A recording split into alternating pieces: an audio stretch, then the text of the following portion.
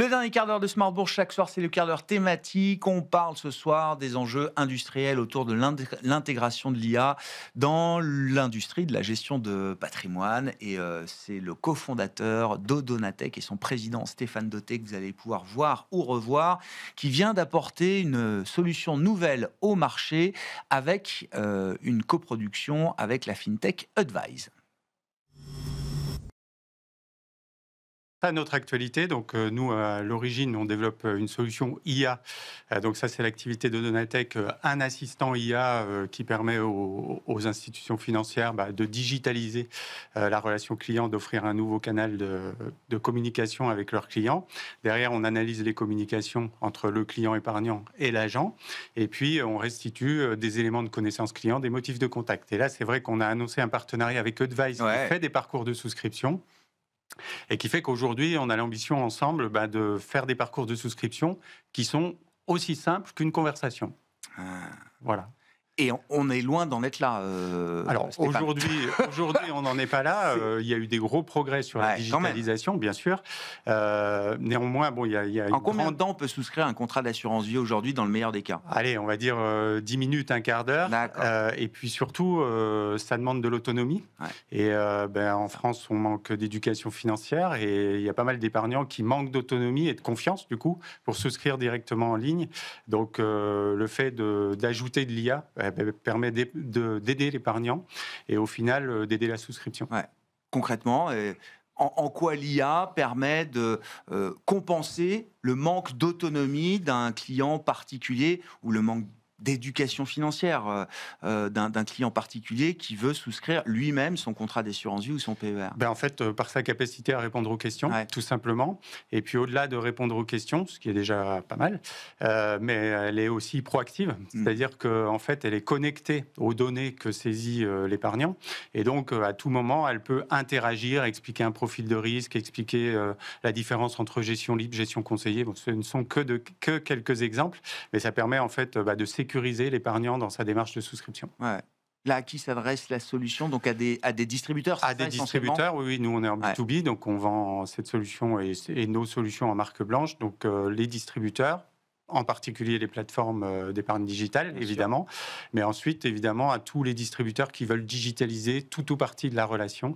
Parce que y a des questions d'industrialiser le conseil et puis d'industrialiser un conseil personnalisé. C'est là l'enjeu. Mais cette solution, comme vous dites, elle est adaptée, y compris pour des plateformes digitales natives. Absolument. C'est ça. Oui, absolument. Qui n'ont pas qui n'arrivent pas à avoir cette fluidité dans le parcours de souscription, cette facilité, cette autonomie du client. Voilà. En tout cas, on rajoute cette couche une capacité du coup à fluidifier le parcours, et on rajoute autre chose, c'est la capacité à aller chercher d'autres épargnants que ceux qui sont déjà, j'allais dire, attirés par ce type de formule. Et l'acquisition est un gros enjeu pour ces plateformes. Donc, on adresse cette problématique. Justement, plus largement, quel gain est-ce que vous offrez à des plateformes ou des distributeurs qui souscriront à cette solution? En fait, on joue sur 3 leviers. Premier levier, l'acquisition. Capter des épargnants qui aujourd'hui ne sont pas sur la plateforme. La deuxième chose, c'est faciliter la souscription, augmenter les taux d'engagement, les taux de souscription et forcément les ventes de produits financiers derrière et les encours. La troisième, c'est par l'analyse des conversations et la connaissance client qu'on en tire, c'est faire du marketing, des ventes croisées, et donc mieux connaître les clients pour mieux les conseiller. Donc moi, en tant que conseiller en gestion de patrimoine ou distributeur, je reçois un reporting de la conversation que j'ai pu avoir avec des points clés. C'est ça, absolument. Absolument, des points clés. Et puis comme on a une ADN chez Odonatech qui est sur la finance comportementale, dans les points clés, il y a la psychologie, le comportemental.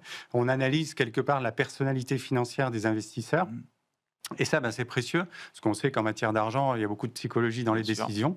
Donc, permettre à un distributeur de connaître la psychologie de son client, c'est quelque part contribuer à une meilleure connaissance client. Les clients, le particulier est prêt à ça? Parce que j'ai posé la question tout à l'heure naïvement en plateau aux invités, on parlait du thème de l'IA, ils m'ont tous rayonné. Ma question étant, est-ce qu'on est sûr de l'adoption de ces outils volontairement par un client, en l'occurrence dans le monde de la gestion d'actifs?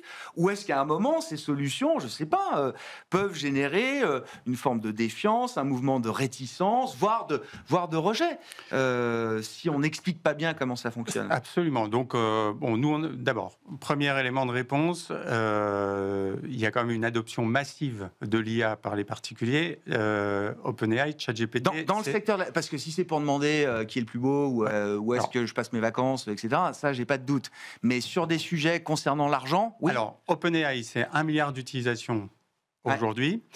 Et si on prend les sujets d'argent, il y a une étude qui a été publiée récemment par eToro, c'est 50% des utilisateurs d'eToro qui souhaitent utiliser un assistant IA. Et moi, je corrobore ça aux études qu'on a menées, nous, sur des échantillons représentatifs. Nous, on avait 60% des gens qui acceptent de venir parler argent avec un assistant financier IA.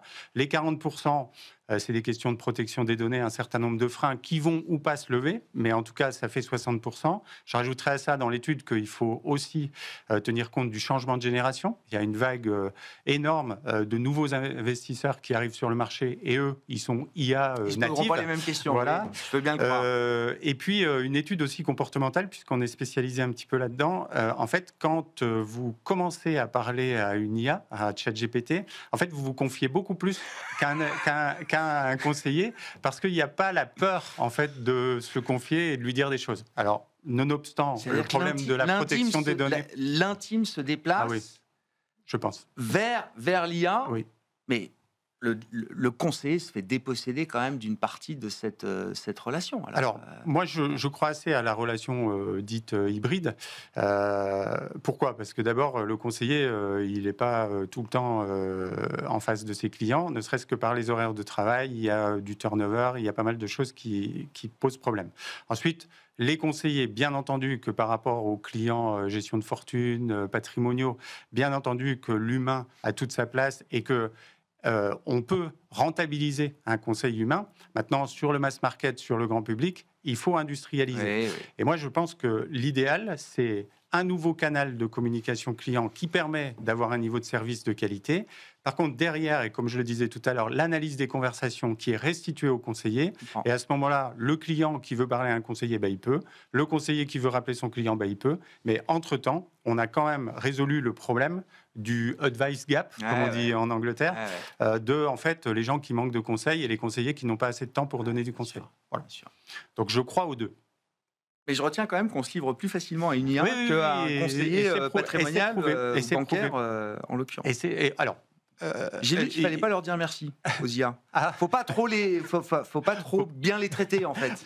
En tout cas, ce qu'on voit, c'est que les gens les traitent de moins en moins bien et posent des questions vite brutalement, sans mettre les formes. Voilà.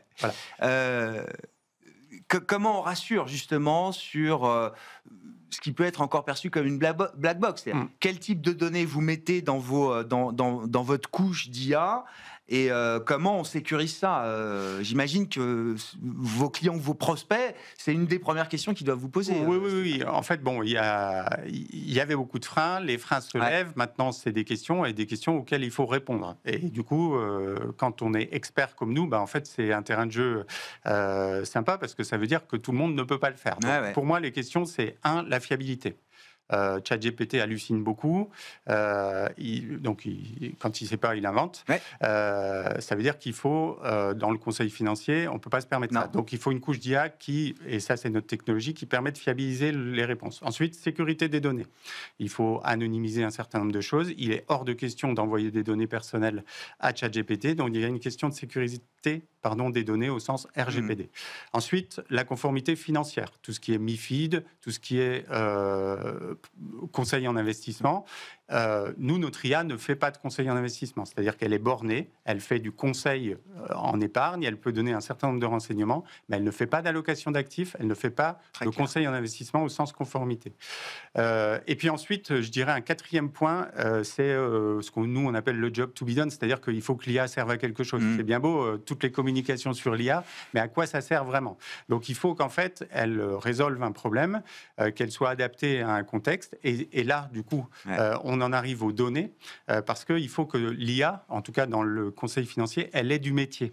Ça veut dire qu'elle ait un corpus de connaissances qui soit identique, presque, à celui d'un conseiller. Ouais. Voilà. Donc, connaissances financières, connaissances techniques, conformité, connaissances de psychologie, comprendre la psychologie du client, voilà, tout ce qui fait un bon conseiller.